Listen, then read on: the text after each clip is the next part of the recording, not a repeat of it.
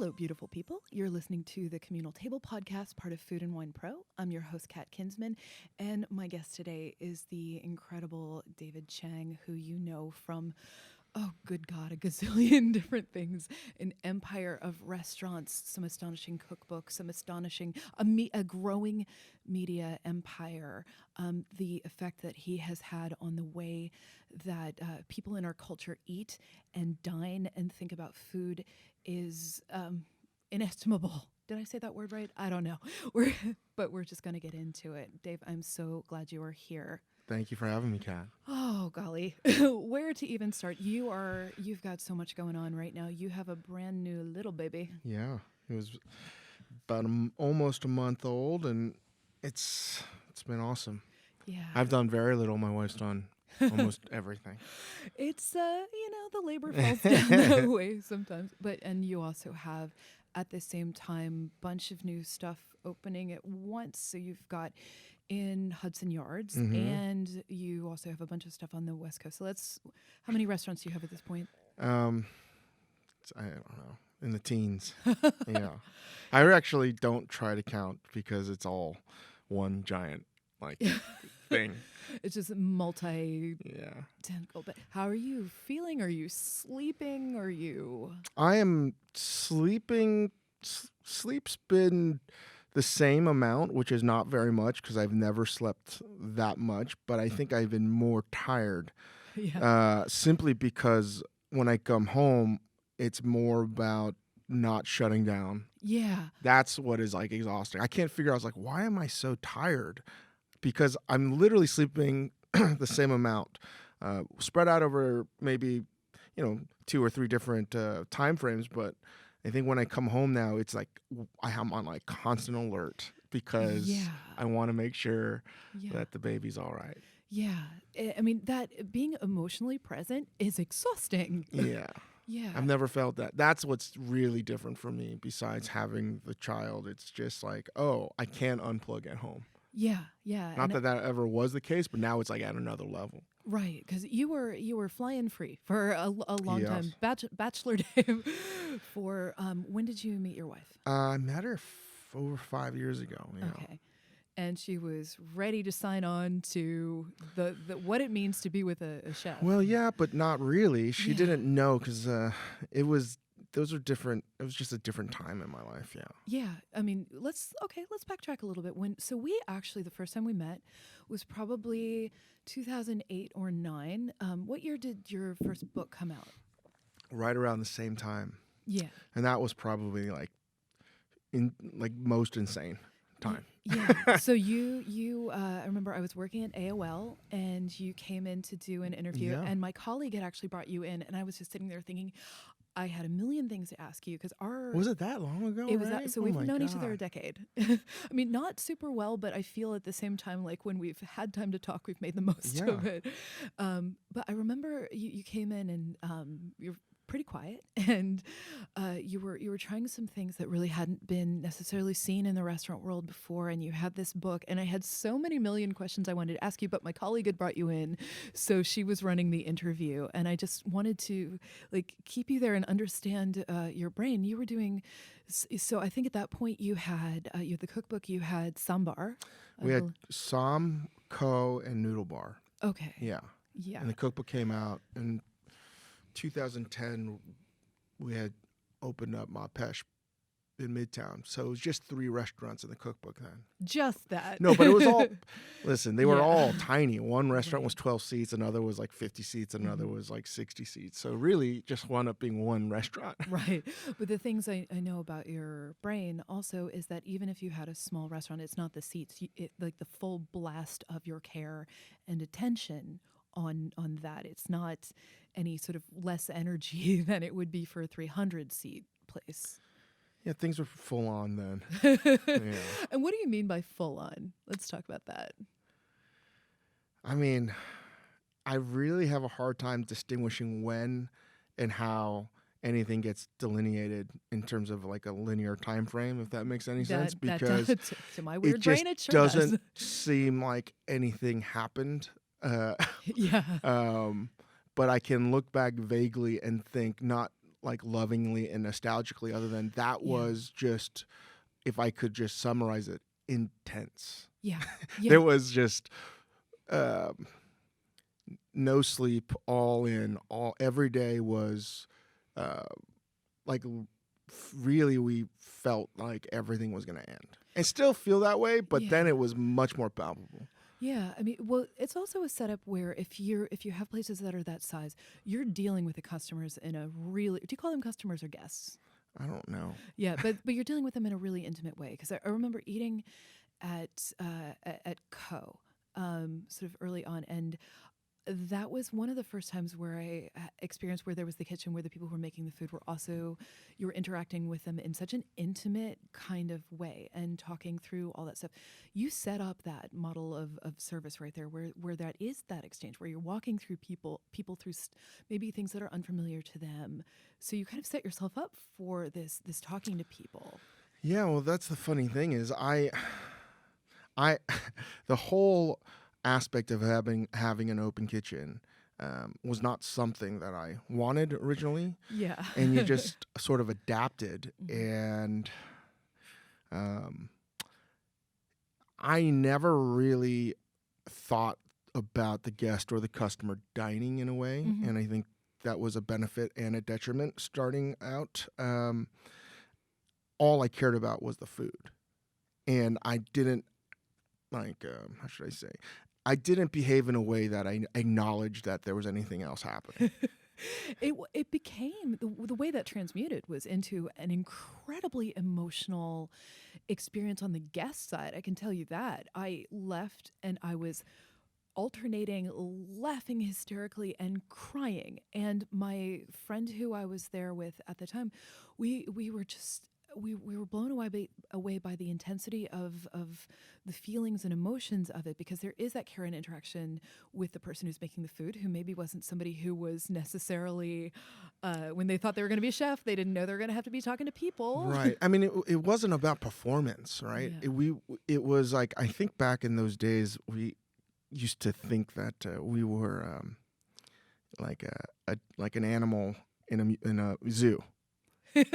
And if you think about the perspective, the people, the animals that are behind like glass, they don't care about the guests too much. They're just there, and it's like, don't feed the animals. Yeah. And that's sort of how we felt back then. It's like our job is to make the food and the food alone. Yeah. And again, that was a benefit because it allowed us to just cook and to be sort of reckless in the best way possible. Yeah.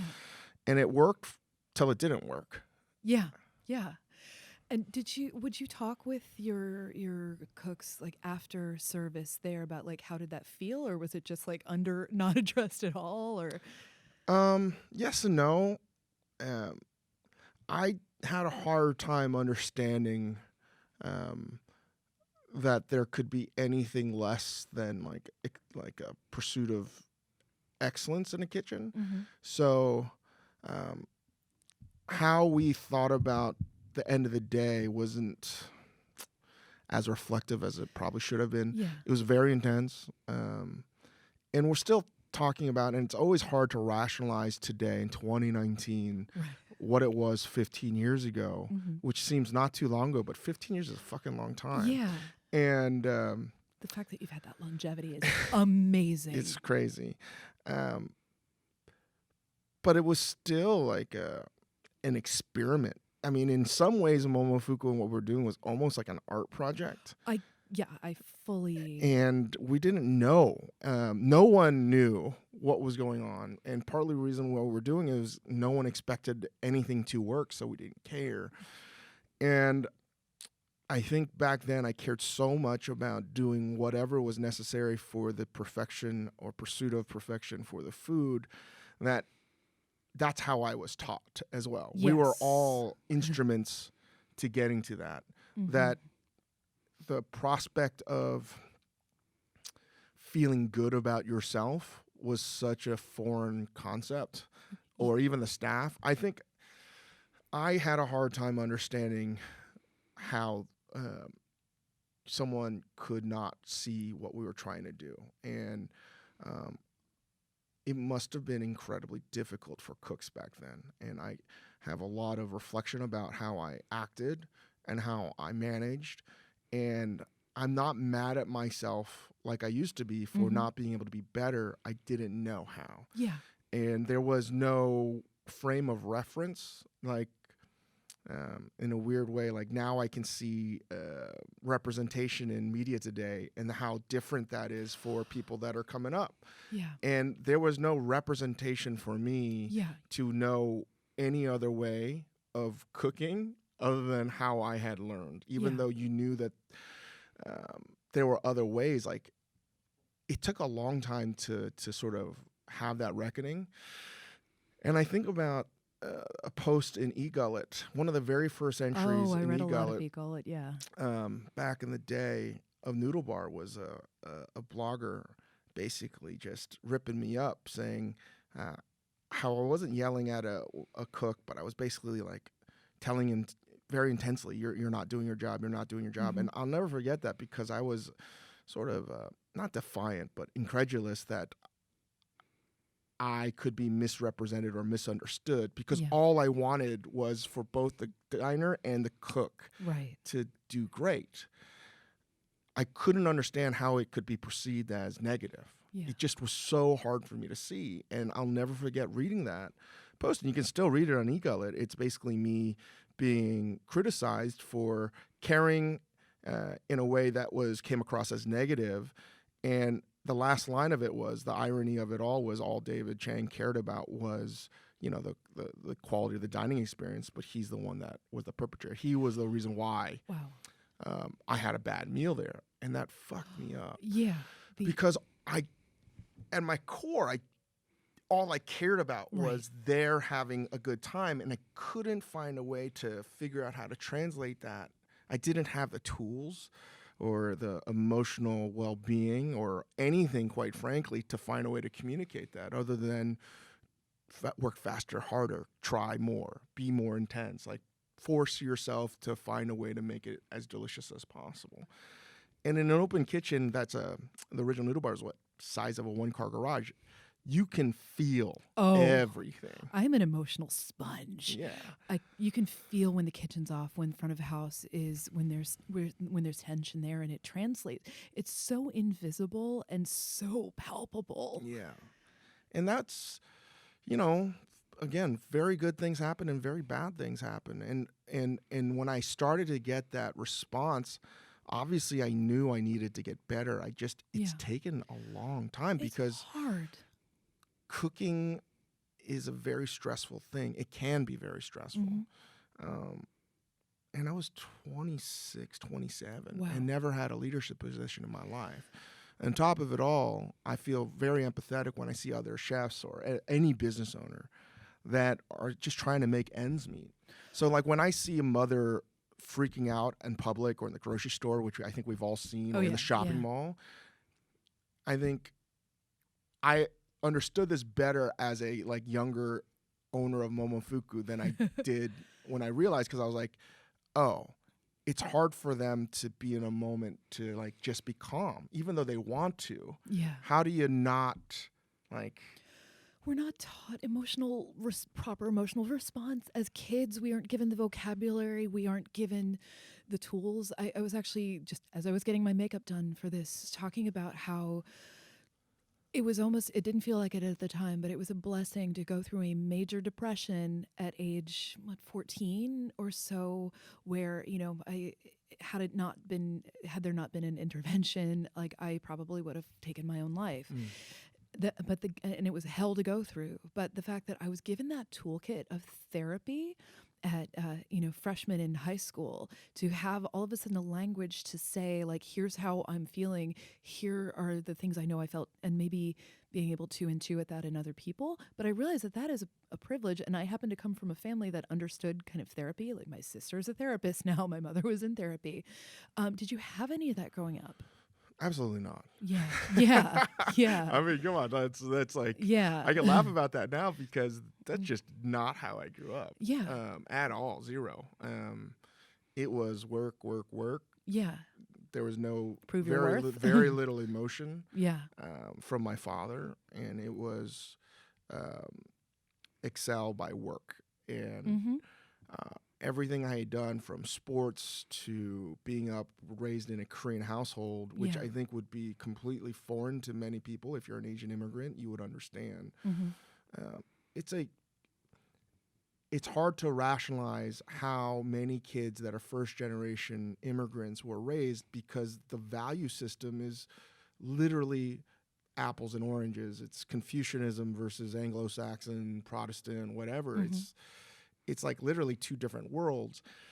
And to be able to synthesize that in some meaningful way as someone that's growing up with American values, it was very conflicting. And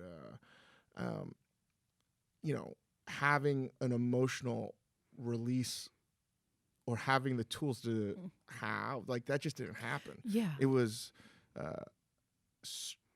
that I just never had that. And then going to school and playing sports, I mean, shit, like, I went to a high school that graduated the past 2 Supreme Court justices, and I hated my high school. So Same.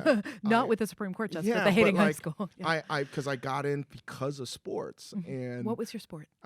I played golf and wrestling and football, and I guess I played a lot of sports now I think about it. But that environment of being an all boys school where I went to public school, like all my brothers and sisters went to public school, and then to go there and then it's like super intense. Yeah. And a lot of masculine energy. It's all dudes. It's like the worst possible shit. So, having emotions to express yourself, I think were there, but added with the angst of being a teenager. Oh, it's not like something I knew. You could not pay me to relive those years. So I was woefully underprepared for any kind of leadership position, which is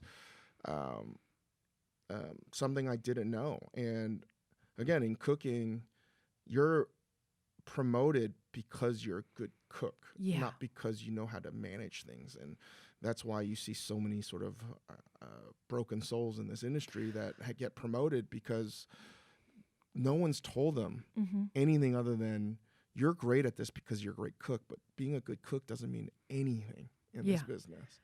You have to learn how did you just watch the behavior that was modeled for you? Who taught you how to lead a kitchen? No one. I mean, I love the people that I work for, and I work really well in intense situations because by nature I'm not this. I'm a wallflower. I'm very reserved and quiet. I think a lot of people have a hard time believing that. I would rather have a moment pass me by than have the chance to interact with it and fail and be embarrassed. Yeah. And I think a lot of times people are like, oh, Dave's just being aloof or is being like cocky. He doesn't want to talk to anyone. It's like, no, I actually don't want to talk to anyone because I don't like talking to anyone because I'm pretty much a reserved person. Being in a restaurant and learning how to cook, that took it started to change me, right? Yeah. And then having an open kitchen, that started to change. And then I just had no language to talk other than learning how to excel under intense pressure. And it's not like I even excelled under that, but getting yelled at, that's just how I was raised. Yeah. You know? And you go either direction from there. Either you become a yeller yourself, or it's the worst thing that can happen to you, and you have this Pavlovian response to someone yelling at you, and you retreat into yourself. And you can go either way on that. So when you started to lead a kitchen, did you yell and then people had to adapt to that particular? Well, I didn't even, and that's the funny thing, because I've been in therapy, seeing a psychiatrist since I was 26. Yay, therapy. And that's obviously, I think, been instrumental in my life in terms of challenging me to improve myself and to be better, and quite frankly, saving my life. Yep. But like how I acted and how I cooked in the past and how I would get so angry at little minutia mistakes, happened because my priorities, why I got into the business, were, I think, still maybe different, and I can't speak for anyone else, but I got into cooking not because I loved food per se. It gave me meaning, right? Like, how, if I cook something, let me back up. My whole life was designed so I would not cook, from my dad to how I was able to have opportunities to cook professionally was the last choice anyone would have wanted me to have, particularly in my family. So I just had, these existential dilemmas as someone that was growing up, particularly in college. And whether that was early signs of mental illness, probably, and I definitely think there were signs of it in high school, and bouts of depression. But I was someone that needed to know, like, in a very real way, what life was worth living for. Yeah. And I took an approach that I was going to try a lot of different things till I figured out what I wanted to do. Because I did so poorly in school, it wasn't like I was going to get the jobs that I wanted. So I just did things sort of by trial and error. And I just thought sitting at a desk the rest of my life was like, that was life not worth living. I'm trying to imagine alternate universe Dave, like at a desk, and no. Yeah, and I would, not that it's suicide, but it's almost like a existential idea, like not to get too deep in these weird rabbit holes. Do it. Like Camus and Sisyphus, and there's like basically you can literally kill yourself, or you can like metaphysically kill yourself by like surrendering to something that you don't want to do. I always call it the slow suicide. Right. And I saw that pretty early on. I was like, I will fucking wind up in the middle doing something I fucking hate. Yeah. So I always thought that maybe it's a life of service. The one thing that I found redeeming about my high school at all was the fact that the Jesuits, and I have real problems with it. Mine was Jesuit too. Was they literally beat into you, service. Yeah. And I was like, oh, I got to find something. If I didn't do this, whether it be some kind of social thing that I could do better, right? Like at the very worst, that could give me meaning. And I decided I was going to try to cook. So I was not a good cook to start, and I wanted to do it, but my dad basically, again, like was in the restaurant industry for 30 years and knew how hard it was, did not want me to do it. So I was very conflicted, almost dropping out of college to do this, education, whatever. I didn't know, right? And I took things, I guess, I still take things very seriously. I took things very, very seriously then, very ideological. And cooking very quickly, even though I had worked as a bar back in college, and then I had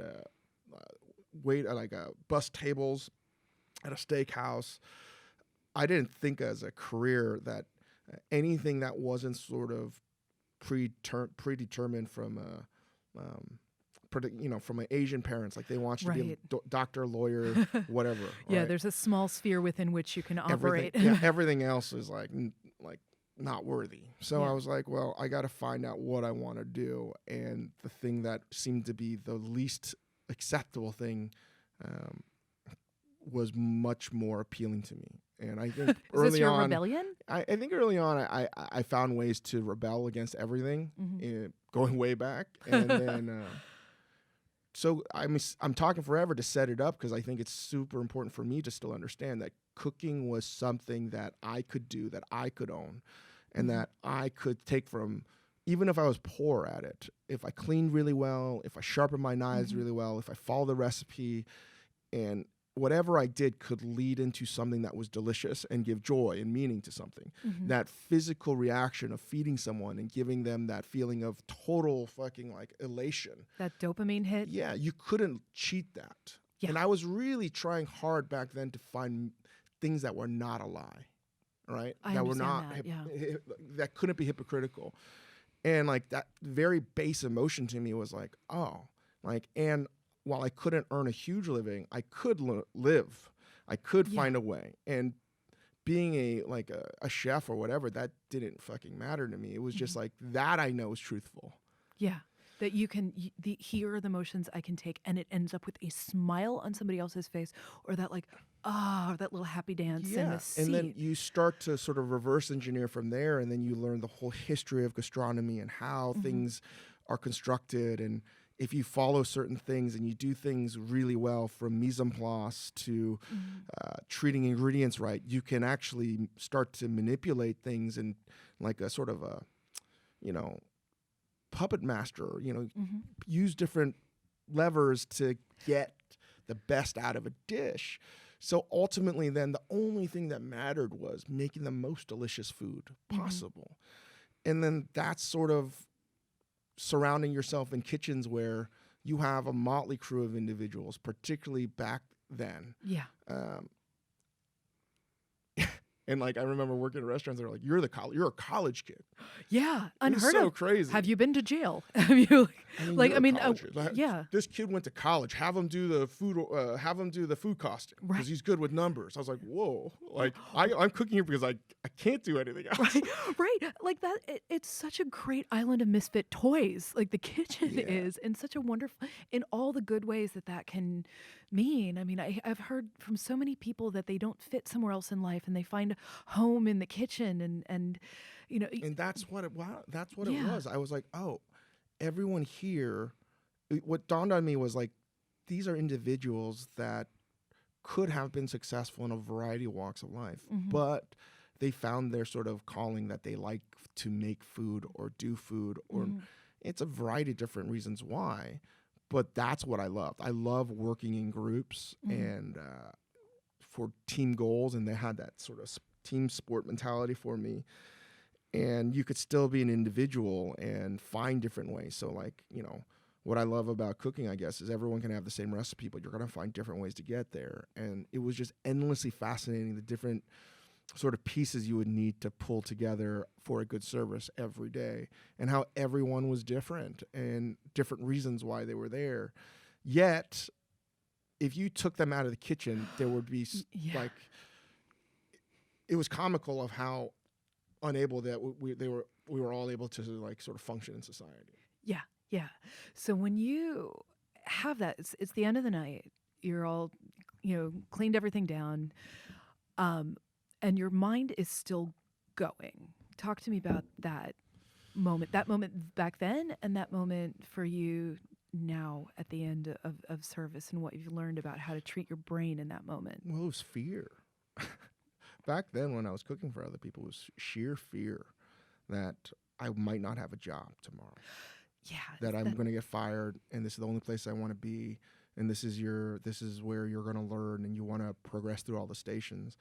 And the power then of working in a restaurant, like very different today, where I think the chefs don't have as much power compared to the cooks. It was not that long ago where, I know a lot of cooks that I work with feel the same way, that you're looking for approval, and if you don't get that, maybe you're going to get replaced. Yeah. Or you're just not doing your job well. That would just be gut wrenching, right? The reason why service went bad was because of you, right? You were the cog in the machine that slipped. That fear was so real that I never felt relief. Yep. I know. I was talking to Jeremy Fox about this, and I feel we were very similar, that even if you went home or even if you were drinking a beer, your mind was racing because you were thinking about everything. Did I wrap this right? Did I put the label on here? Did I make the right note for my AM partner? Did I do this? And it was just never ending. And, you live and breathe it to the point where you don't know anything else. Yeah. There's a long-term debilitating aspect to fear on your muscles, on the makeup of your brain chemistry, and it can be actual trauma. Living like that for such a long time, because it forms how you stand, how you move through the world, how you talk to other people, what chemicals get fired in your brain. And I've seen you over the course of the past 10 years or something or so. I feel like you've unlearned a lot of that stuff in a way that's increasingly healthy. Is It's that the I case, or think that I've just an always outside? known it was not right. I just Yeah. again am now finally developing some kind of tools and um, avenues, different avenues to take. It's my default setting is to go down these roads, Yeah. right? Like it's It's been hard to train so your brain. programmed to me to go to instant rage or anger Mm-hmm. or just feeling things that are not good.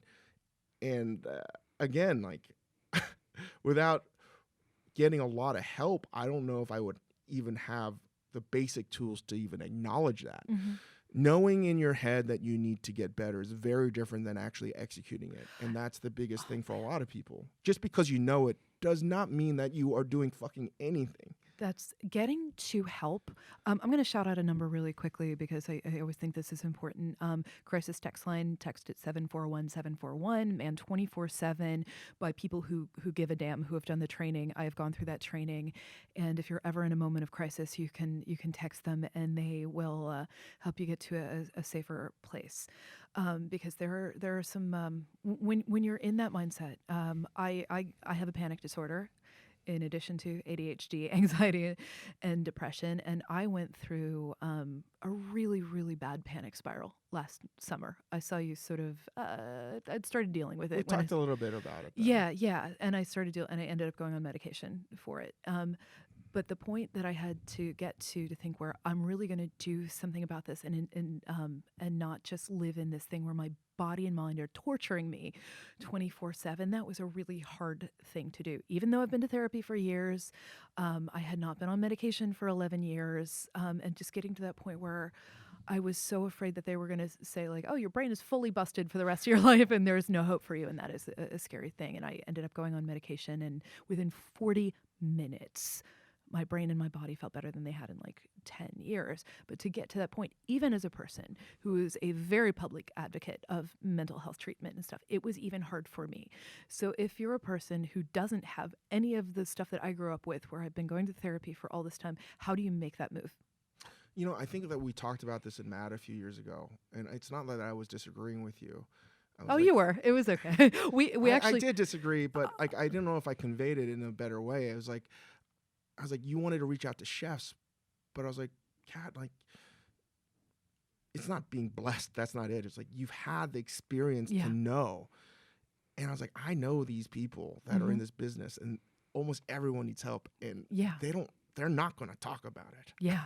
Like they Yeah. don't know how to do it. They don't even have the basic Yeah. alphabet. Yeah. And I was just trying to figure out how you could do it where it would be more meaningful for people to understand what it is. Yeah, no, because I know we had this conversation. So we did a podcast that and no one will ever hear because it actually got erased. I was sitting down with Daniel Patterson, who I hope will come on this soon, and we were talking about stuff because it was before he was super public about mental health, and now since then he has become like really very public about it. And I remember you came in there and you were telling him like, hey man, you're saying all this stuff, like why don't you kind of shut up about it and just deal with it?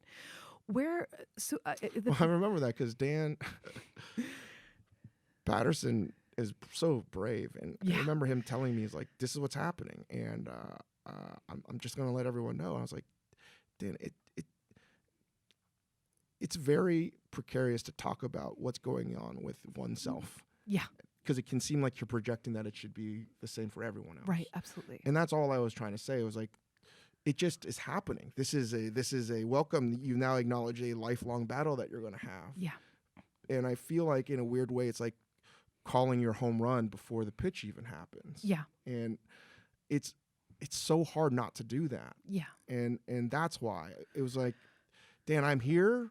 And that's not just Dan. I just think it's hard not to just, if you're going to embrace it, how do you talk about it in a way that, you know what I mean? Yeah. The thing, I've thought so much about that conversation, and I think you and I since then have both gone through a fair amount of reckoning about what we want to put out into the world and how to convey it, because that really did stick with me.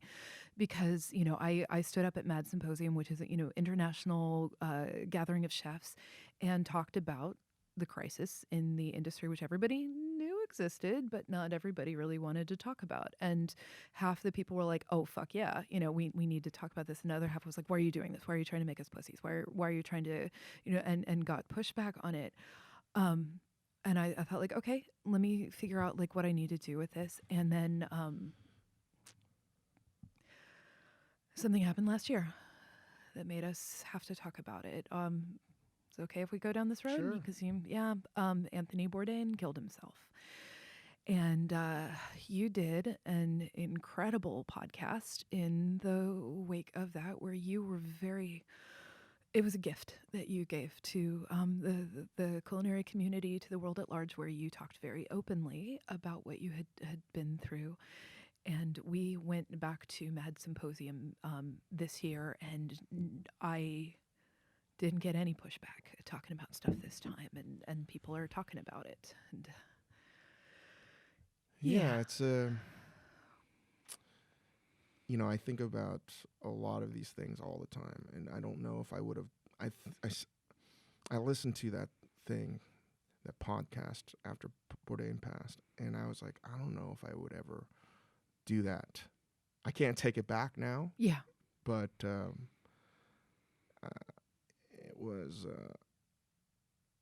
it was, and still will be, something that I'm reckoning with.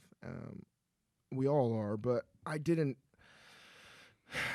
know. I didn't know what was going on then, and I just felt that if Tony could feel this way, and without going down all of the roads that people have talked about, that, man, this is problematic because, more than problematic, like we don't have a way to talk about any of this stuff. So I don't know what compelled me to talk about it. Of all the things I've ever done, I feel like I've gotten more, to this day, feedback or emails or messages about that. And it's really hard because it's not a compliment. You don't want to read it as a compliment, but I get a lot of messages from chefs being like, hey man, like I really need to listen to that. And, I'm getting help now, or I'm getting back on help now. And you're seeing this sort of rising tide of chefs. And a lot of it is because you've been more like having this forum to talk about it. Chefs saying like, hey, why are we doing things a certain way? What are we doing? Like, what's the reasoning for us to get blind drunk? What's the reason for us to get like, why are we yelling at each other? What the fuck is going on? And I think it's going to take time. Yeah. That's all I know is none of this stuff that's happened the past year is going to be answered in a year. Yeah. It's the beginning of a process of a conversation, because no one's had these conversations before. Yeah. Right? Like, or they have maybe not in a public way, but individually and just in little pockets, and the pockets are coming together. I mean, I want to say, pardon me, it was important that it was you doing that this message was coming from you, because of your stature, because of your friendship with Tony, because of a million reasons. And so it was the bearer of the message was very, very important in that it mattered. The way that I've seen a lot of this manifesting, so I have this Eat Chefs with Issues Facebook group that I had started almost a year before that. I'd been running Chefs with Issues for a pretty long time, but actually started the Facebook group while I was recovering from surgery, because I was thinking, I am of no use to the world right now. Let me try something that is of use to the world. And because I couldn't emotionally deal with getting the onslaught of emails and messages and hundreds, thousands of messages from people in pain. And I thought, I need to outsource this. The day that the news came out about Tony, there were 827 people in the group. There are about 3,000 now. And within that first day, people were joining by the hundreds. And so many people saying that they didn't know how to articulate this, so they were just going to dump on the page. And that's what happens now. That I find that there is a lot of people who are saying, I've never been to therapy, I've never talked about this, but I'm just going to brain dump on the page, and the fact that there is a chorus of cooks, chefs, whoever coming back and say like, I understand you, I see you, you don't have to be articulate. The fact that you said anything is important. And then it's, we can go from there. But I think just speaking the words, it's, for me, when I started talking about it publicly, it was via CNN, and I felt like it was like a coming out in a way. And then, getting responses from people, but realizing like there are other people out there who feel the same way is But huge. that's, I feel, is a very tricky, it's so hard, and I feel like maybe I'm better equipped to talk about what I wanted to talk to you in Copenhagen about. Yeah. Is there needs to be diversity Yeah. in how people have the ability to talk about it. Yeah. And I know for myself, I'm not a group, even though I share so much, I'm not by nature, like I don't talk to people in groups. It's not something I want to do, which is, again, sounds fucking weird, but I don't like group things. Yeah. Like I've gone to support friends in rehab. I don't like that. Yeah. That's just me. I don't feel comfortable. Yeah. I know it's highly effective, but I need other avenues, like whether it's reading a book or it's listening to something.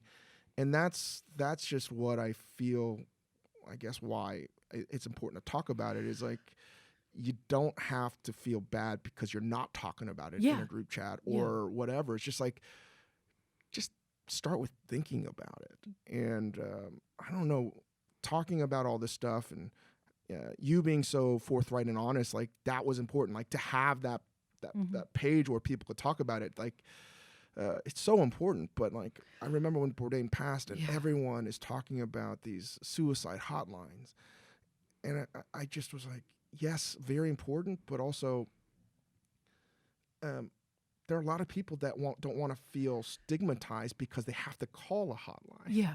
So I was like, how the fuck do you talk about this then? Because so many people don't want to feel like they have to resort to calling anything. Yeah. I mean, that's actually why I like crisis text line, because it's all just via text. And so you don't have to speak out loud, and they sort of have they'll guide you through the conversation, which is why I like it. But you're right. At the same time, when I'm, encouraging other people to talk and all of this, and I put a fair amount out into the world, but I'm dealing with my private stuff all the time. And, I go to therapy, I, now have meds. And I'm trying to figure out like that, but there's a lot of stuff I don't broadcast because I don't want to burden somebody else with it. I don't, I need to find a healthier way to deal with it. I was talking with Andrew Zimmern about this recently because he was really, really helpful in the wake of Tony's death, that we, got some chefs together in Aspen and talked through some things. And we were talking about the importance of a daily practice. And I actually saw him a couple weeks ago, and I said, I still don't know what mine is. What is that thing that I can do that is not going to therapy or talking to people? Do I draw? I'm not a runner. Do I go and punch something? Do I make bread? Like, what is that thing? I'm still looking for it. And I think there are probably a lot of people in restaurant kitchens and stuff who need that other thing. I mean, I'm talking to more and more people like, I ask a question on the Chefs with Issues group every week, and I say, what is the thing you've done either in the past few days or we'll do this week to benefit your mental or physical health? And the range of responses is pretty amazing. Some people are just saying like, smoke some pot, and that's one thing. But, somebody would be like, well, I went and like stood by a lake and like didn't bring my phone, whatever it is. But there's no one way. There is no one way. And that's, again, my private sort of battle with reading or talking about this stuff is I feel over the years I've tried to read just about everything I could meaningful, and there's really very few things that are, I think, applicable for anyone else, because it's just everyone is their own fucking person and their own problems and their own neuroses. So, my only conclusion after Bourdain passed, and this is something I've been working towards anyway, was talk is cheap. Yeah. In the sense that maybe the best thing I can do in a very pragmatic fashion is to live by example. Yeah. And to be as open about all my shortcomings as possible. It's a gift. It is, because I know what it costs you as a private person to put that into the world, the emotional energy that goes into that. that takes a lot. And so you might think it seems like something small, but it's a gift that you're giving, and that is a really huge. That's huge. Thanks. I don't know. I think this all stems from working in an open kitchen. It's just like there's nothing left to hide, right? And I remember very early on not being able to. I was just telling my shrink about this. I was like, I don't know what the fuck happened where I can talk about this. Yeah, I mean, It's not what I ever wanted to do. I was so embarrassed to even acknowledge that I had a problem. you you you actually gave me a hug backstage at Mad before I went out to talk to people about this, and that kind of blew my mind. The fact that you were willing to step outside yourself and do that and give the encouragement. You sort of gave me a little pep talk beforehand, and I didn't know you very well. I wasn't expecting that, and that actually was a huge part of what propelled me out onto stage to do at that point the scariest thing I'd ever done. So you might think it's a small thing, but it really is this constant check-in. I mean, drives me nuts when people talk about mental illness. Oh, I cured this. I whatever like that. No, the everyday work of it is so exhausting. I wish some days I didn't have to. Right. Do you feel that too? I when I am conscious about talking depression, it's very hard for me to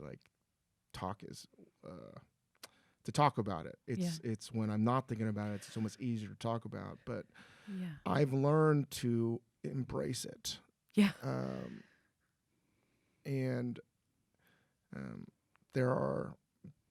I have to believe benefits to thinking the way I do, and I sort of abhor blatant optimism. Oh God, Instagram optimism makes me nuts.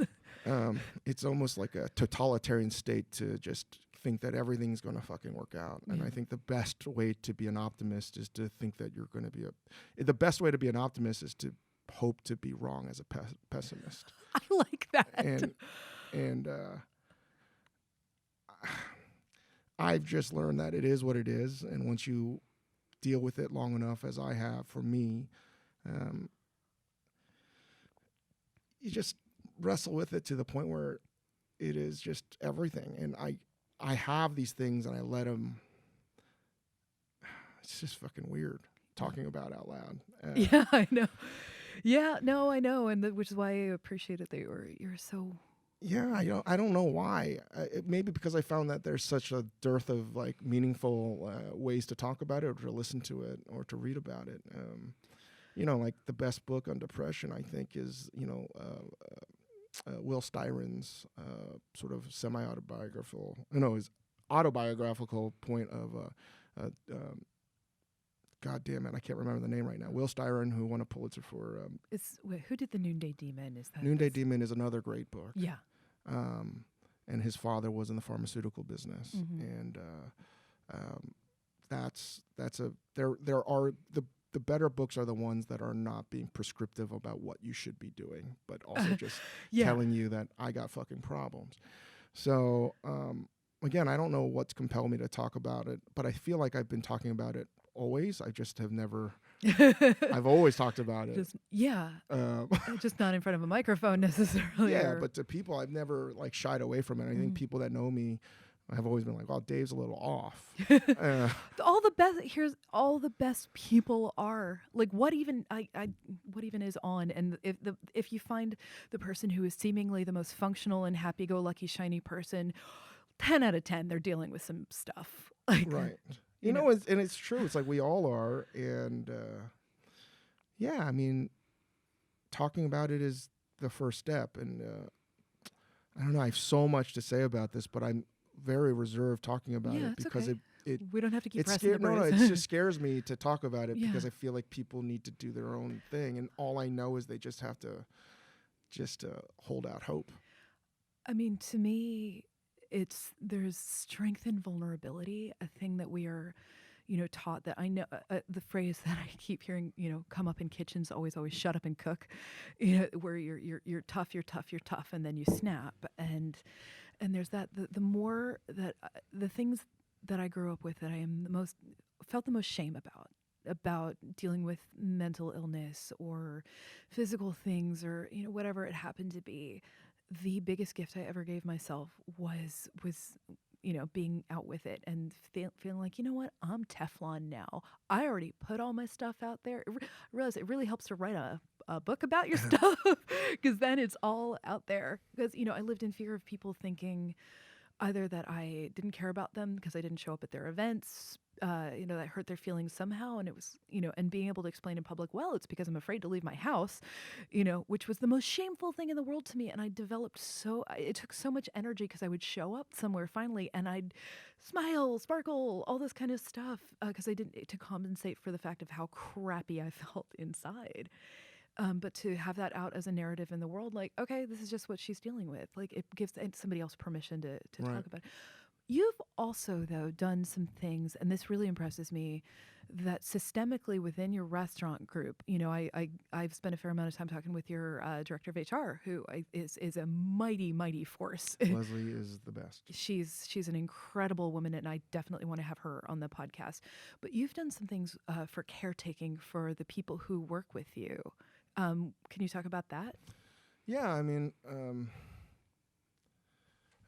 we're not a perfect organization, and I always am hesitant to talk about this stuff because it seems like preachy or like It's like the tall poppy you know thing. what I mean? But no, I understand, but somebody's got to take the hit. but just the irony is that most people I would imagine when they think of like David, like, hey, he's a yeller, he's got a terrible temper. How could they also try to create an environment that's nurturing and like positive? And the reality is like, I think we've tried. That's always been our goal, but we're learning to be better at how we implement these things, and just trying to provide as many services to our team as possible. And I'm always aware that if I'm a cook or a server working in our restaurant group, we're at a point, I think, industry-wide that we're not doing enough. Mm-hmm. And this is a longer story about how things are only going to change in our business about what we're allowed to offer to our employees if people pay more for fucking food. Yep. And that's just it. And this is a collision right now of, manual labor, essentially, right? The most widely accessible job that you can have, both as a cook and a server in this country and abroad. That is now merging with professionalism, with the same laws and understanding that if we were working at Google or some high-end tech company, and rightfully so, we should have the same standards. That reckoning is going to take time. Yeah. And to project this sort of, again, like everything that needs to change should change in the culinary industry, because there are a lot of things as we've seen in the past year or two that are vestiges of the old that have never been appropriate. But in how we apply sort of services to our cooks, and that's what I'm talking about, and how we take care of our own, and how we give a living wage, and all these things, it's all this stuff is going to take time. Yeah. And right now, the microscope is on how we look at the culinary world, but I think at the end of the day, we can't provide everything unless we actually grow as a company and scale, which is one of the reasons why we're trying to grow. Yeah. Or people pay a lot more for food and people have the margins, right? Like I remember going to some tech company and like daycare inside the building, right? Like, yeah.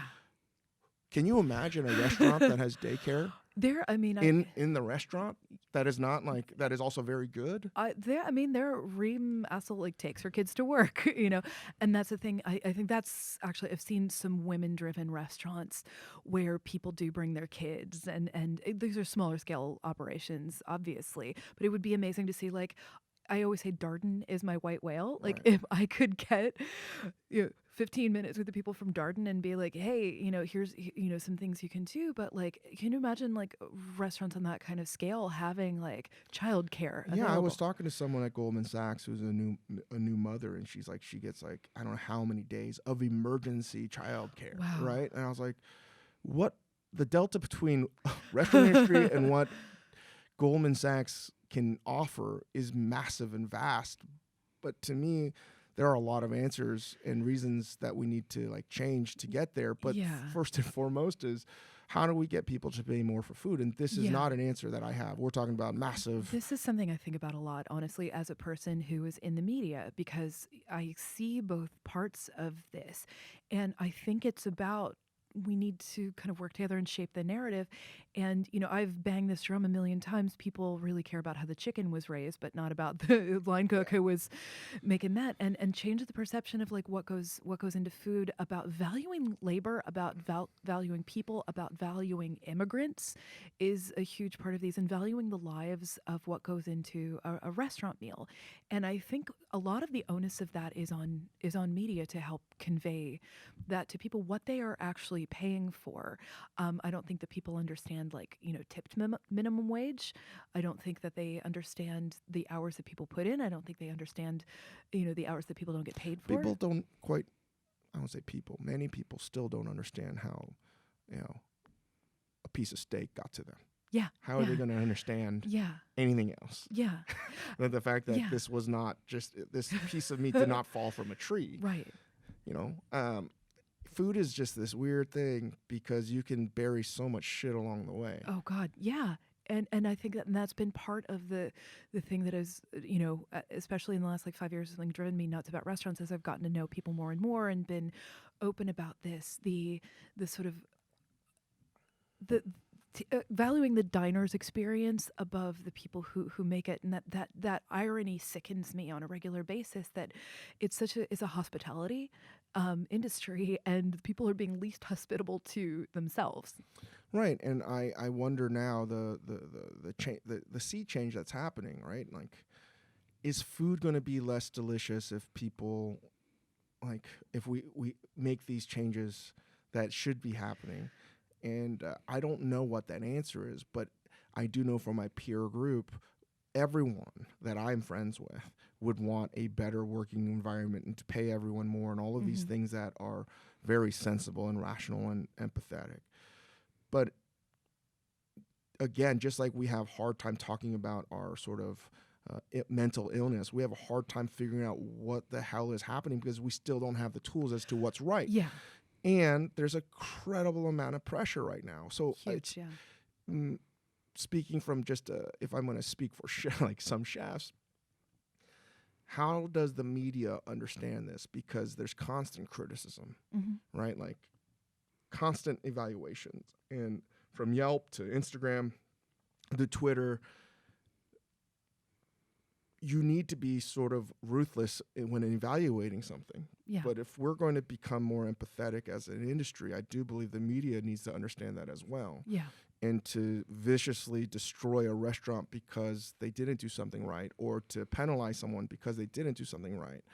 Again, like, I understand a lot of critics probably will take down a restaurant because they're bigger corporate behemoth, right? They can do it. But I do know there's a lot of people that maybe a dish wasn't right because, you know, X, Y, and Z happened. All things that were beyond their control. And life happens. Yeah. And how does the media at large calculate these things? Yeah. Because all I know from serving food for a long time is the customer doesn't give a fucking shit. Yeah. The media doesn't care if the food's not right. Right? They're judging you on what is there. And let's just say it's a 6-month period where things are not right. Right? Like, you know, I know one of our, you know, I have a hard time talking about this because I don't want to talk about too many things, but there are things that happen, whether they're immigration issues or whether they're deaths in the family or just shitty life stuff that happens that dramatically affect restaurants. Oh, yes. And people that are evaluating these restaurants have no fucking idea. Yeah. So that's what gets me so goddamn angry. Yeah. Where I'm like, they're working their asses off to do their best, yet you are judging them in a way that is not really empathetic. And I know that the critics are not trying to be mean. Yeah. But they have to wear the hat of being ruthless. I get that. But the question I present to them is, how do you nurture? Yeah. Not judge. Yeah. Right? How do you present criticism that is hopeful, not damning? Yeah. And we live in a world where it's Give me your hot take right now. And if we're all challenging our default settings, right, to get better, right? That's the only thing I and you can do is to get better as people. Like everyone else needs to as well too. That if they're going to be in this business. I feel like I've heard the word empathy mentioned more in the last like half year than I have ever before in my life. And I think that's what is coming to in all industries, realizing that it's made up of people. And, I think that there is going to be a learning curve time. This is a big boat to have to turn around and stuff. But honestly, you talking openly about this is, I think it's a step forward in the conversations that come out of this. I think that's like not everyone has to read David Foster Wallace because a lot of it is really dense. And if you very much just read his lobster piece that he wrote for Gourmet, it's amazing. Yeah. But the gateway to one of my favorite writers that for most people is that acceptance, the graduation speech he gave to Kenyon. I love that. And like you can see this in his writing regardless because he's someone that also passed away by suicide. And, one day maybe I'll talk about all my thoughts on this stuff. But come back on the podcast. He talks it's like the Fisher Price of David Foster Wallace, and it's really powerful stuff. But the moment that if you're in a grocery store, if you're driving, you're like, why is that person being a jerk on the road? Right? They're swerving in between lanes, and your instant reaction would be this giant SUV that's being a total dick. Yeah. Like, fuck them. Yeah. That asshole. Yeah. They're guzzling gas, fuck them, all these things. Like, you don't know. Yeah. There might be a sick kid in the car. They might be all these other things happening. You don't know. And this judgment culture that we're in right now, I think, if anything, empathy can't just be a word that we say. Yeah. It's something that we have to be patient and to let things unfold because you never fucking know what's going on in anyone's life. Yeah.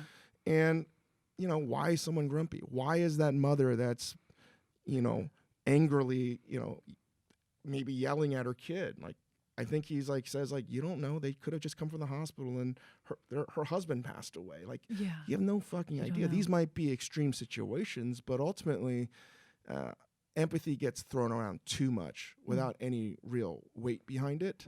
Because to me, empathy means not just feeling about how someone might feel something. It should cause you pause to withhold making a judgment on a situation. Yeah. And just letting it play out. I feel like I've had to do a lot of work for that myself, but I feel like I'm finally getting to a place where I just remember I was on a crowded subway and someone was chewing gum into my ear, and it was driving me nuts. And I thought, you know what? That person doesn't want to be here either. I pick my thumb. She was snapping her gum. Like we all have our, and just that for some reason I had this light bulb moment, like right in that thing, like she's not doing that to piss anybody off. She's just trying to be a person in the world. And I try to go forth with that. And see where it takes empathy me. is acceptance ultimately. Yeah. And being pragmatic is to me the philosophy that I try to. I'm not great at it. To challenge myself is to ask why I'm feeling the way I do about something. And almost every time I react to something off the cuff, and I'm not thoughtful about it, it's a reaction that might have worked for me 15 years ago, but is no longer doesn't work anymore. So, and the funny thing with chefs in this industry, particularly if you're trying to push the envelope, you're always gravitating towards the most difficult thing. Like cooking's the dumbest fucking profession. Oh, it's so masochistic. Right. Like if you're good, it's not you do less work, you get more work. You want more specials. You want the hardest possible outcomes because that's what it means to be a great cook and chef. Any and every avenue to being more difficult is what you're taught to embrace. Yet as a chef, our reactions are the ones that are almost primal in terms of how our response is to a situation. And for me, I can't speak for anyone else, it is to fly off the handle. And I have worked very hard as to understanding why I get angry at something. And I'm, just acknowledging that and trying to get better at that, but it doesn't mean I'm going to be perfect at it. Yeah. And the reality is like, how do you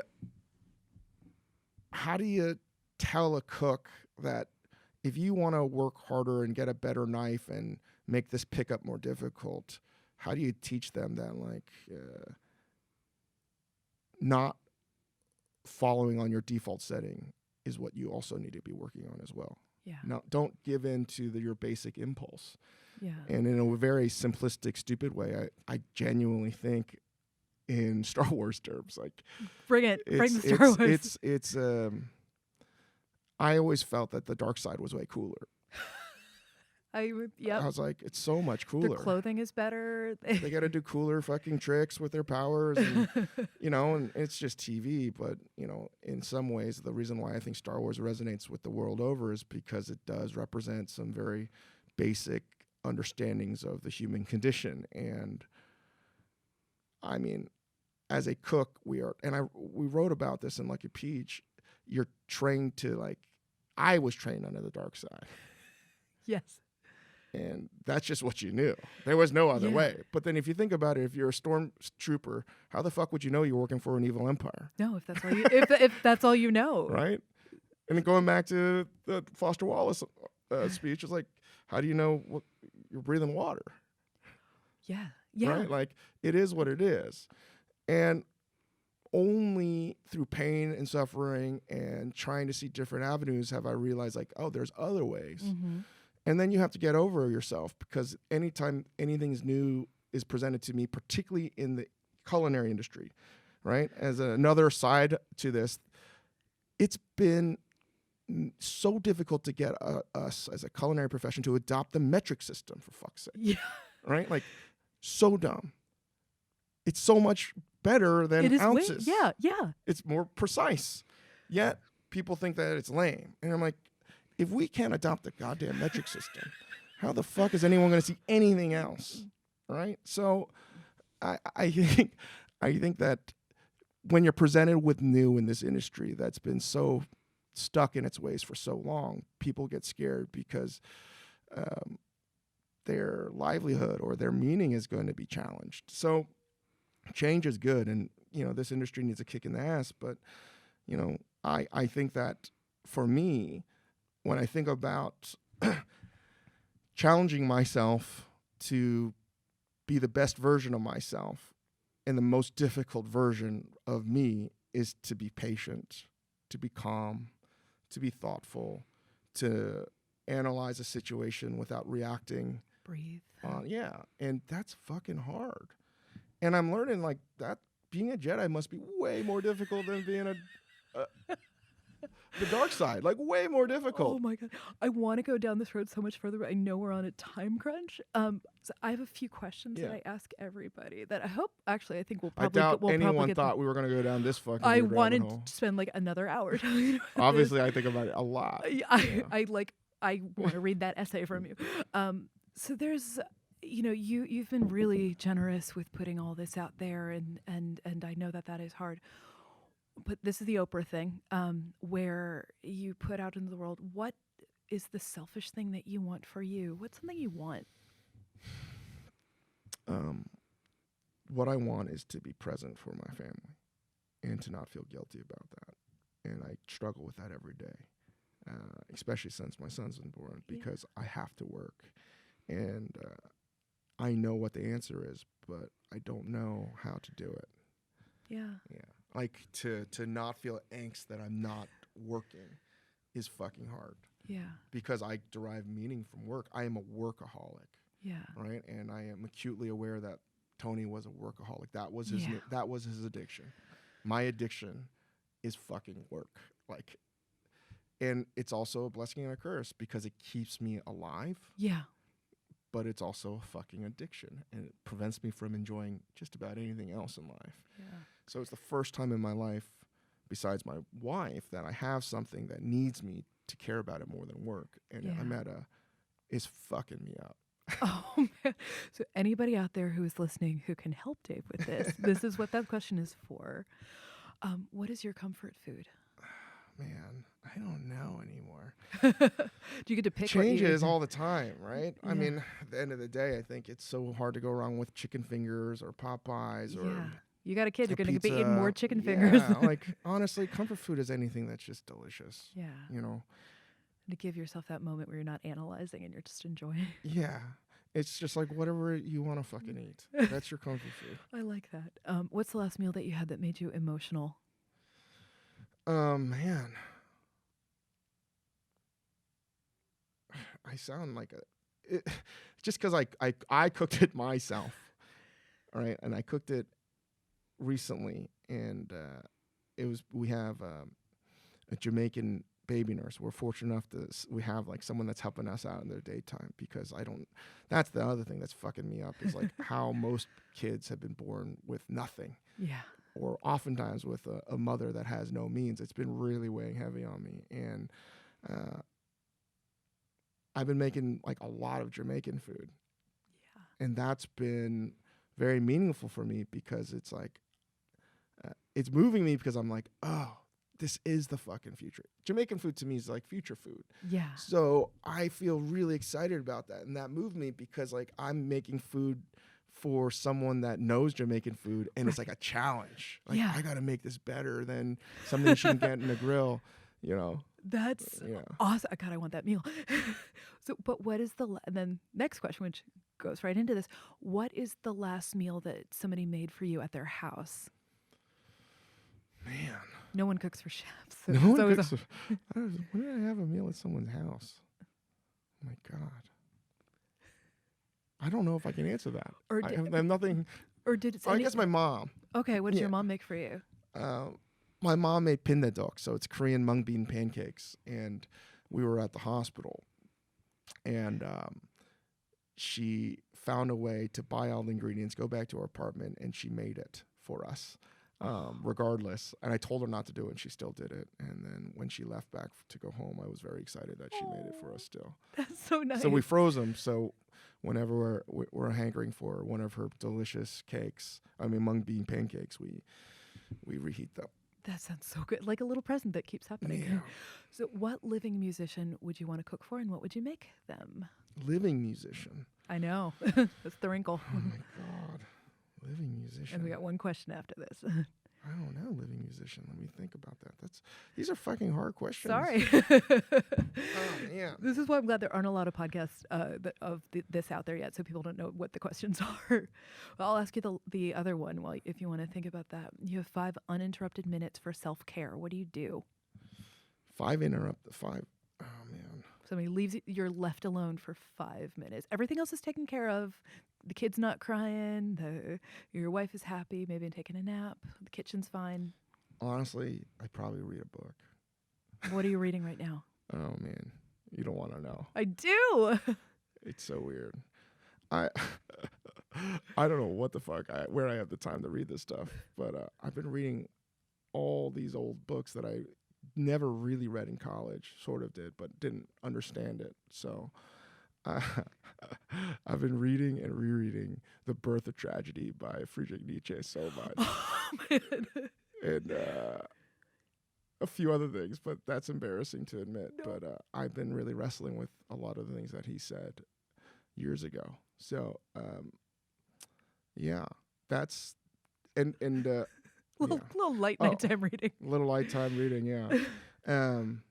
I won't answer living musician, but I'll probably say Beethoven. Okay, what would you make for Beethoven? I don't know. I You have just no want idea, but I just the- want to know how, that would be cool. That is awesome. Yeah, because I don't know what the fuck is wrong with me as I get older. Like, while I'm still listening to all this new stuff, and Malcolmus just has a new album out. Oh yeah. I've been listening to Ode to Joy, the Ninth Symphony, like all the time, and I don't know what is wrong with me. You got dad hormones? Yeah, it is. Everything's changed. Like, everything's changed after my son's been born, because I'm like, oh yeah, this is what I'm gonna listen to. It's like, what? Nietzsche and Beethoven. Yeah, what the fuck is wrong with me? I sound like such a fucking idiot talking about this stuff. No, so, I mean, I just was very truthful. I was like, shit, I didn't want to talk about it, but you forced that out of me. Sorry about that. Well, thank you so much to our guest today, God David Chang. I should have just said Us Weekly. Fuck. And thank you to our producers, Jennifer Martinick, Alicia Cabral, Amy Frank. People can find you on social all over the place. People can go to your restaurants all over the place. Yeah, we we have stuff going on, but we're thankful for everyone supporting us. And thank you to Douglas Wagner for our delightful theme song. If you like what you heard, please tell a friend, write a review, or rate us. If there's something you'd like to talk about or a guest you'd like to hear from, please let us know. You can find me on Twitter @KittenWithAWhip. Find out more about the show and catch up on all the episodes at foodandwine.com and at Food and Wine's YouTube page. Thank you for listening, and take good care of yourself until the next time.